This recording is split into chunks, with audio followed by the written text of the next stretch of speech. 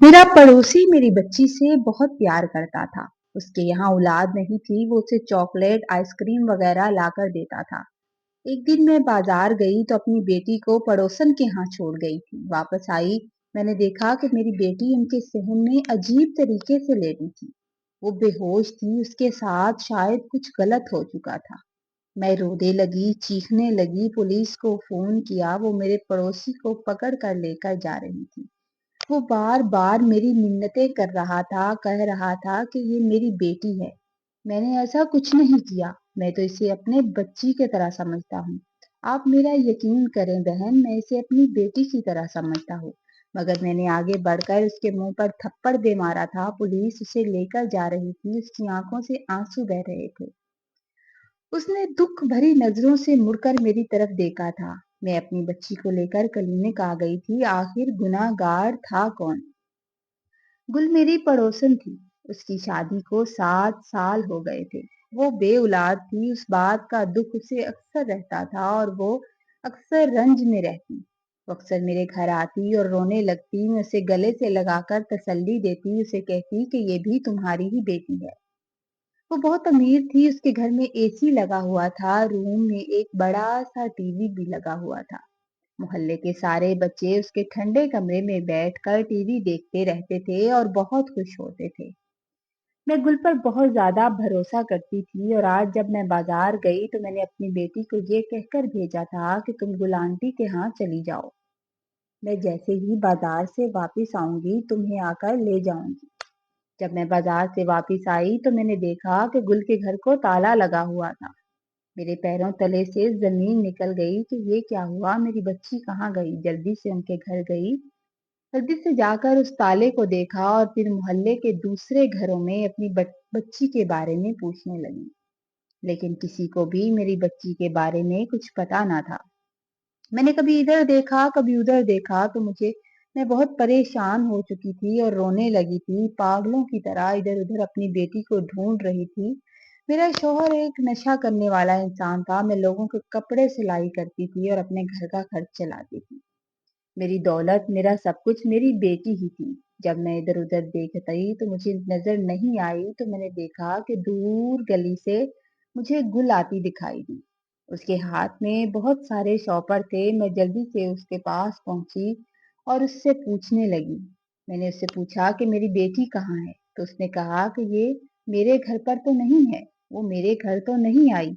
मैं और भी परेशान हो गई थी, रोने लगी। उसने कहा कि बहन आप परेशान ना हो, हम घर चलते हैं। मैं पहले अपने शौहर को भेजती हूँ, वो ढूंढ कर लाता है, पता करता है कि आपकी बच्ची कहाँ है। मैं तो सुबह से बाजार गई थी, मैं अभी आई हूँ। मेरा शौहर भी मेरे साथ ही गया था। थोड़ी देर के लिए घर आया था, फिर वापस मेरे साथ आ गया था। हमने जैसे उसका गेट खोला, सामने से मेरी बेटी लेटी हुई थी किसी अजीब सी हालत में। मैं जोर जोर से रोने लगी। गुल भी हम दोनों को देखकर बहुत परेशान हो गई थी, उसका भी रंग उड़ चुका था। हमने बच्ची को उठाया और फौरन क्लिनिक ले आए थे। डॉक्टर जब क्लिनिक में बच्ची का मुआयना कर रहा था तो मैं तड़प तड़प कर रोने लगी। गुल बार बार कहती रही, बराए मेहरबानी चुप कर जाइए, ऐसा शोर हो गया तो बहुत बेइज्जती हो जाएगी, ये एक बच्ची की बात है। मगर मैं उसकी बात सुनने की हालत में नहीं थी। मैंने रो रो कर इल्जाम उस पर तारी करना शुरू कर दिया कि ये सब उसी का कसूर है। वही मेरी बेटी को अपने घर लेकर जाती थी, वही मेरी बेटी को अपने घर लेकर गई और शायद उसके शौहर ने ये जुल्म किया है। मैं उससे लड़ती झगड़ती और मुंह खोलकर बातें करती रही, जोर जोर से। मुझे इस बात की फिक्र नहीं थी कि कोई मेरी बात सुन रहा है। वो साकत होकर बैठी सुनती रही जैसे जुर्म उसने खुद किया हो। अचानक उसने मोबाइल कान के करीब करके अपने शौहर से पूछा कि वो कहाँ है। फिर खामोशी से पुलिस को बुलाकर उसने उस शख्स को पकड़वा दिया था। वो बार बार मिन्नतें कर रहा था कि मैं कसूरवार नहीं हूँ, मगर पुलिस उसे ले गई थी। कुछ देर के बाद डॉक्टर ने साफ कहा कि बच्ची की हालत बहुत ही नाजुक है, इसे शहर ले जाकर बड़े अस्पताल में दाखिल करवाना पड़ेगा। ये सुनकर मैं घबरा कर गुल को धक्के देकर क्लिनिक से बाहर निकालने लगी। मुझे लग रहा था जैसे सब उसी का कसूर है। लोगों की नजरें हम पर थी। मैं बाहर निकली तो गुल खामोशी से वहां से चली गई थी। پھر میں اپنی بیٹی کے پاس آ گئی۔ ہمارے پاس بڑے ہسپتال کے پیسے نہیں تھے۔ میں چونکہ ایک غریب عورت تھی، تھوڑی ہی دیر گزری کہ گل ایک گاڑی کے ساتھ آئی۔ وہ پھر سے میری منتیں کرنے لگی اور گھبرا کر بولی کہ بچی کو لے جانا بہت ضروری ہے، آپ میرے ساتھ چلیں۔ پھر اس نے عاجزی سے کہا کہ میرے پاس کچھ زیورات ہیں، وہ بیچ کر میں خرچہ دے دوں گی، اور جس شخص نے آپ کے ساتھ ظلم کیا ہے یہ اس کی کمائی کے نہیں ہے، خدا را بچی کو لے جانے دیجئے، یہ اس کی زندگی کا معاملہ ہے۔ وہ میری منتیں کرنے لگی، مجھے کہنے لگی کہ آپ میرے ساتھ جو بھی سلوک کریں گی میں اس کے لیے ذہنی طور پر تیار ہوں، لیکن بس فی الحال بچی کی زندگی محفوظ ہو جائے۔ جب میں نے دیکھا کہ وہ اپنی ذاتی چیزیں فروخت کرنے کو تیار ہے، یہاں تک کہ اس نے اپنے شوہر کو خود ہی اس معاملے میں پکڑوایا ہے، پولیس کو بلا کر اس کے حوالے کیا ہے، تو میرے دل میں ایک دم کے لیے تھوڑی سی نرمی جاگ اٹھی۔ میں نے اپنی بیٹی کو گود میں اٹھایا اور اس کی گاڑی میں سوار ہو کر شہر کی طرف چل پڑی تھی۔ سارا راستہ میں خاموش نہیں رہی، میں گل کو باتیں سناتی رہی اور وہ خاموشی سے میری ہر بات سنتی رہی۔ بڑے ہسپتال میں پہنچ کر بچی کو فوراً ایمرجنسی میں داخل کرا دیا گیا۔ ڈاکٹر بچی کو لے کر چلے گئے، گل وہیں رہی اور اس نے ہمت کی اور ساری فیس ادا کر دی تھی۔ میں پھر بھی غصے پہ اس سے چیختی رہی، اس پر الزام لگاتی رہی، تو ایک نرس نے یہ منظر دیکھا جو دور کھڑی ہوئی تھی۔ جب گل باہر گئی تو وہ نرس میرے پاس آئی، ایک کارڈ میرے پرس میں ڈال کر بولی، گھر جا کر مجھ سے رابطہ کرنا، میں یہاں تمہارے کسی فائدے کی نہیں ہوں، مگر گھر جا کر رابطہ کرو گی تو تمہیں مجھ سے بہت فائدہ ہوگا۔ نرس کی یہ بات سن کر میرے دل میں شک جاگا اور میں نے دوبارہ گل کے پاس چلی گئی۔ مجھے رہ رہ کر گل پر غصہ آ رہا تھا۔ غصے میں نے چلا کر کہا کہ دفع ہو جاؤ، مجھے تمہاری شکل نہیں دیکھنا، میری بچی کی قصوروار اصل میں ہے ہی تم ہو۔ گل نے آنکھوں میں آنسو لیے وہ زارو کتار رہنے لگی، اس نے میرے پاؤں پکڑ لیے اور عاجزی سے بولی، خدا کے واسطے مجھے معاف کر دو، میرا اس میں قصور کیا ہے؟ اس کی یہی عاجزی اور نادانی میرے سخت دل کو چند لمحے کے لیے نرم کر گئی تھی۔ گل زور زور سے رو رہی تھی اور وہ منظر دور کھڑی نرس بھی دیکھ رہی تھی۔ میں بھی آخر مجبور ہو گئی اور گل کے گلے لگ کر رونے لگی۔ تکلیف ایسی تھی کہ سمجھ نہیں آ رہا تھا۔ آتے جاتے لوگ ہمیں گھور کر دیکھ رہے تھے کہ یہ سب کیا ہو گیا ہے، شاید ہمارا کوئی مر گیا ہے۔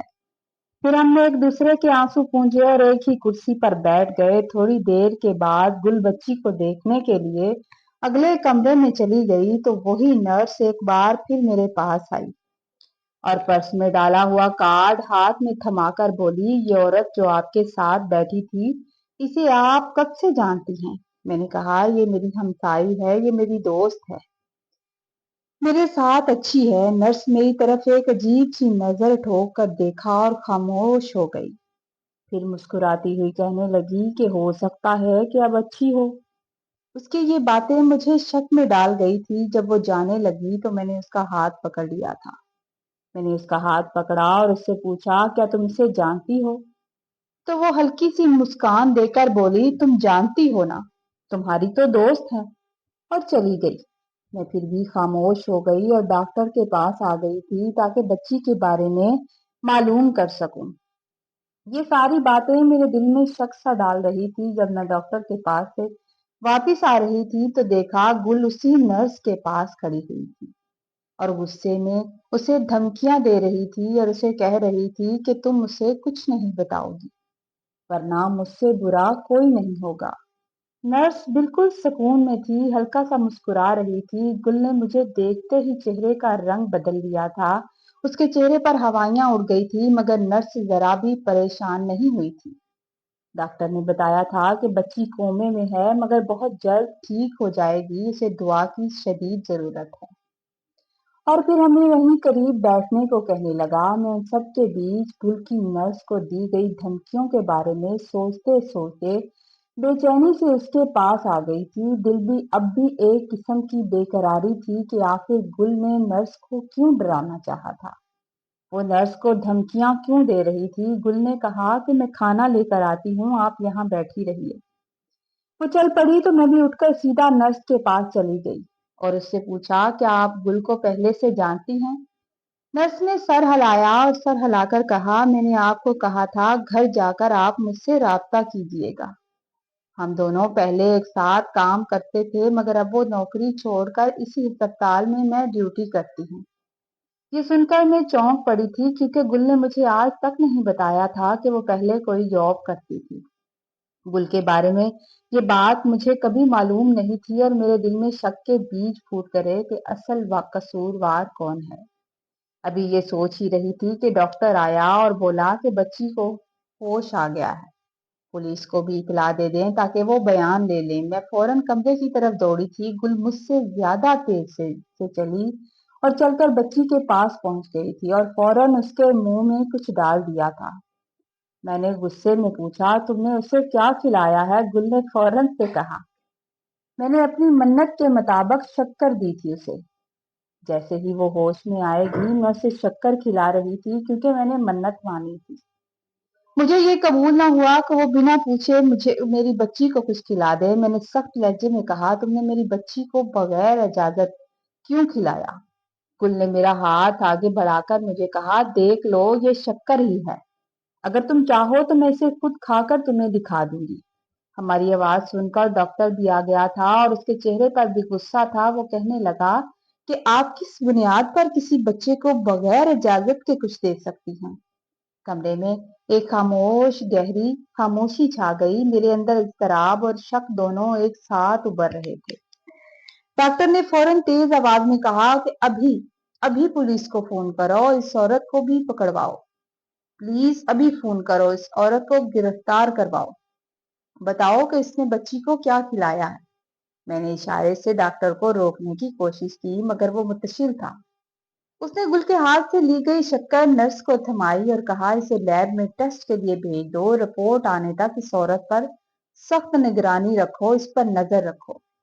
गुल घबरा गई थी और घबराते हुए उसने कहा था कि जी जी जी जरूर, मैं यहीं मैं यहीं पास रहूंगी। उधर बच्ची हल्की सी सांस लेकर कुछ कहना चाहती थी, मगर बोल नहीं सक रही थी। बस सर हिलाकर इनकार के इशारे कर रही थी। फिर दोबारा बेहोश हो गई। उसका हाथ शायद बेयकीनी में गुल की तरफ ही उठा था। मैं अंदर ही अंदर परेशान थी। ये सोच नहीं पा रही थी कि असल कसूरवार कौन है।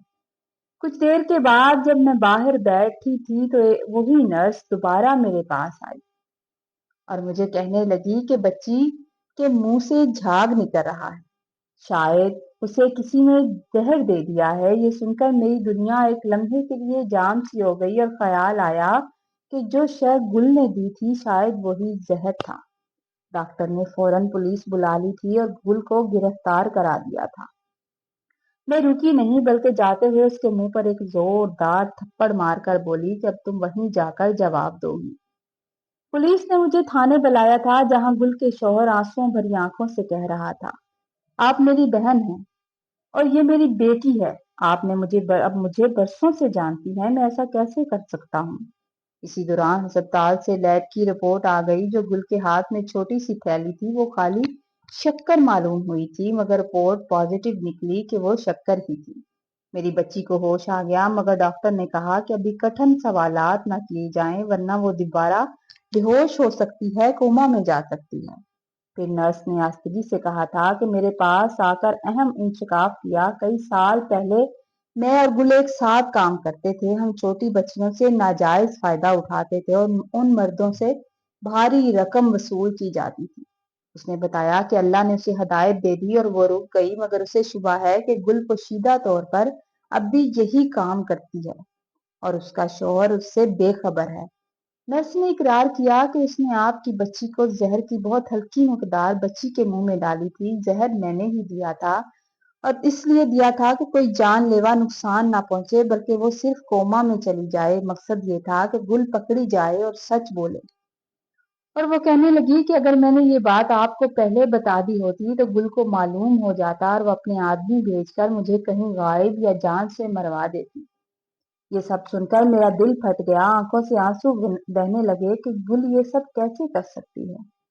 मगर मैंने फिर नर्स का साथ देने का फैसला कर लिया। हमने मिलकर गुल के खिलाफ कार्रवाई करवा कर उसके गठजोड़ को बेनकाब कर दिया था।